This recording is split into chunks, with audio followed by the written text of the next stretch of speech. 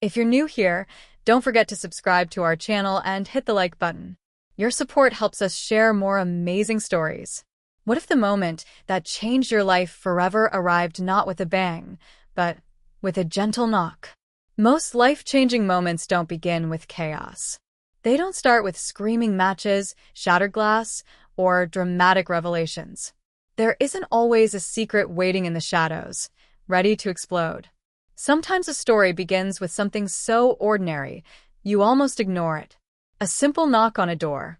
And yet, that quiet knock forced me to question everything I believed about love, loyalty, and the slow, dangerous ache of loneliness. But here's the real question. How far can loneliness push you before you forget who you are? So, get comfortable, because this isn't really a story about a movie night.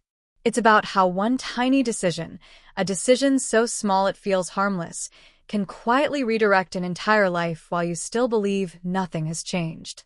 I never imagined an ordinary evening could carry weight. There was no warning, no sudden dread in my chest, no strange feeling that something was about to shift beneath my feet. The world didn't pause for me. Cars still passed outside. The refrigerator hummed. The clock ticked with its usual indifference. Nothing dramatic happened. Nothing broke. Nothing screamed. The danger didn't crash through the window. It arrived gently and settled inside my heart before I even noticed it was there. My husband was away again that night. Work trips had become a routine in our marriage. Airports blending together. Hotel rooms that all smelled the same. Cities that never really felt like they belonged to him or to us. In the beginning, I used to beg him not to go. I would stand by the door holding onto his sleeve just a second longer than necessary. Not enough to stop him, but enough to say, "I wish you'd stay." I'd joke about it sometimes, pretend I was being dramatic, but I wasn't joking when I told him the house felt different after he left.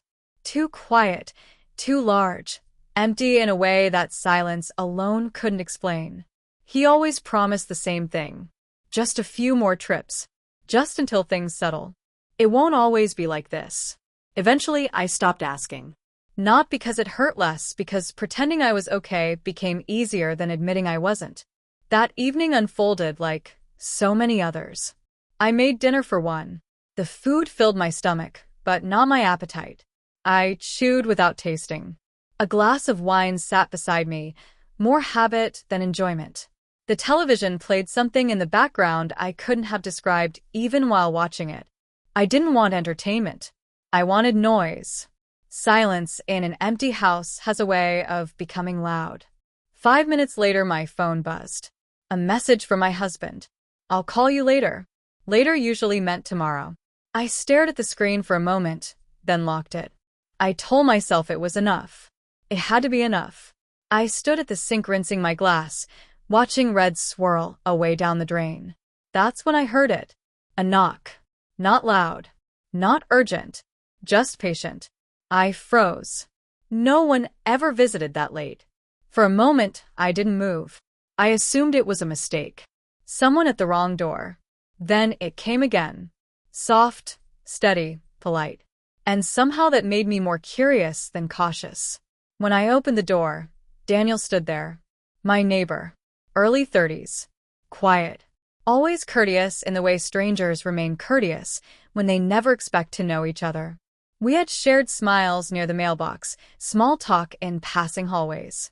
Nothing personal. Nothing memorable. And yet there he was, holding 2 DVDs in one hand and a bowl of freshly made popcorn in the other, steam still rising into the cold night air. His smile looked unsure, like he was already preparing for rejection. "Movie night," he said softly. I made too much popcorn. I knew the correct response. A polite laugh. A quick thank you. A closed door. That's what a good wife would have done. But loneliness changes time. It stretches seconds, makes hesitation feel harmless, makes bad decisions look innocent. And I hesitated just long enough, then stepped aside. He walked in comfortably. Not awkward. Not intrusive. Comfortable. That unsettled me more than if he had been nervous. He placed the popcorn on the table, set the movies down, and sat on the couch like he'd done it before, though he hadn't. The warm butter smell filled the room. It mixed with a faint scent of his cologne. Unfamiliar, yet strangely comforting in a way I didn't want to think about too carefully. We picked a movie. At least, I think we did. The screen lit up, but neither of us watched. We talked about work, about random memories, about nothing important. And somehow about everything important. Daniel listened differently. Not waiting for his turn to speak. Not distracted. Present. Truly present. I didn't realize how long it had been since someone listened to me like that. Not as a responsibility, but as if my thoughts actually mattered. I caught myself sharing things I hadn't said out loud in months. Not complaints. Just truths. The quiet kind you don't know you've been carrying until someone gives you permission to put them down. At some point his arm rested along the back of the couch. Casual. Unintentional. Our shoulders brushed once, then again. I told myself it meant nothing, but the air in the room shifted. Warmer. Smaller. His knee touched mine briefly, then didn't move away right away. I shifted slightly. He shifted, too.